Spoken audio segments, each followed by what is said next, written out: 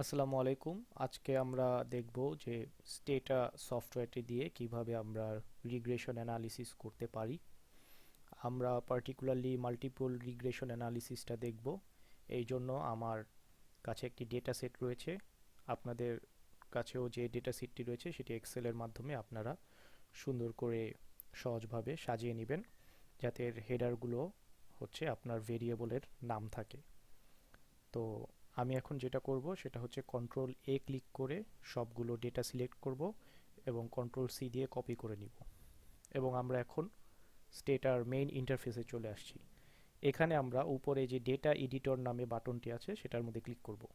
করার পর আমরা এক্সেলের মতোই একটি ইন্টারফেস খুঁজে পাবো, যেখানে আমরা জাস্ট সিম্পলি এটা পেস্ট করে দেব কন্ট্রোল ভি দিয়ে। So control C, data editor and control V.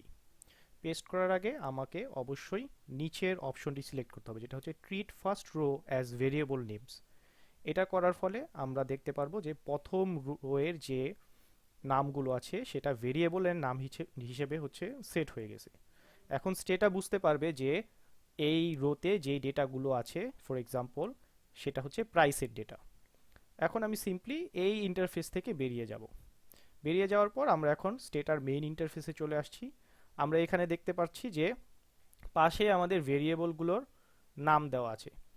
এখন আমি রিগ্রেশন অ্যানালিসিস করার জন্য নিচে কমান্ড বারে রিগ্রেস কথাটি লিখব। এরপর আমার যেটা ওয়াই ভেরিয়েবল বা ডিপেন্ডেন্ট ভেরিয়েবল, সেই ভেরিয়েবলটা উপরে গিয়ে আমি ক্লিক করব, তাহলে নিচে দেখতে পারবো যে আমার প্রাইস লেখাটা চলে আসছে। এরপর আমার যে এক্স ভেরিয়েবলগুলো রয়েছে সেই ভেরিয়েবলগুলোর মধ্যে আমি ক্লিক করব। ফর এক্সাম্পল আমি জানতে চাচ্ছি যে প্রাইসের সাথে এমপিজির কি সম্পর্ক, তাই আমি প্রাইসের সাথে এমপিজির সম্পর্ক দেখার জন্য রিগ্রেস প্রাইসের উপর ক্লিক করার পর আমার প্রাইস আসছে। তারপর আমি এমপিজিতে ডাবল ক্লিক করার পর আমার এমপিজি আসছে। আমি আরেকটা ভেরিয়েবল অ্যাড করতে চাই যেটার নাম হচ্ছে ওয়েট। সো ওয়েটের উপর আমি ডাবল ক্লিক করলে এখানে ওয়েট চলে আসছে। আমি গিয়ার রেশিওর সাথেও প্রাইসের সম্পর্ক দেখতে চাই, তাই আমি গিয়ার রেশিওর উপরে ডাবল ট্যাপ করলাম। করার পর আমি এখানে এসে জাস্ট সিম্পলি ইন্টার ক্লিক করে দিলেই এখানে আমার ভেরিয়েবল গুলো দিয়ে একটা মাল্টিপল রিগ্রেশন অ্যানালিসিসের টেবল চলে আসছে। সো টেবুলের ব্যাখ্যা বিস্তারিত আমি আজকে যাব না। আমি সিম্পলি আরেকটা জিনিস দেখাবো যে এই টেবুলটাকে কিভাবে আমাদের রিপোর্টের মধ্যে আমরা নিয়ে আসতে পারি। তো সিম্পলি এই টেবুলটাকে আমার এখান থেকে সিলেক্ট করতে হবে। করার পর আমরা এখানে কপি অ্যাজ টেবল অথবা কপি অ্যাজ পিকচার অথবা কপি অ্যাজ এইচটিএমএল টেবল যে কোনো অপশনটি সিলেক্ট করে নিতে পারবো।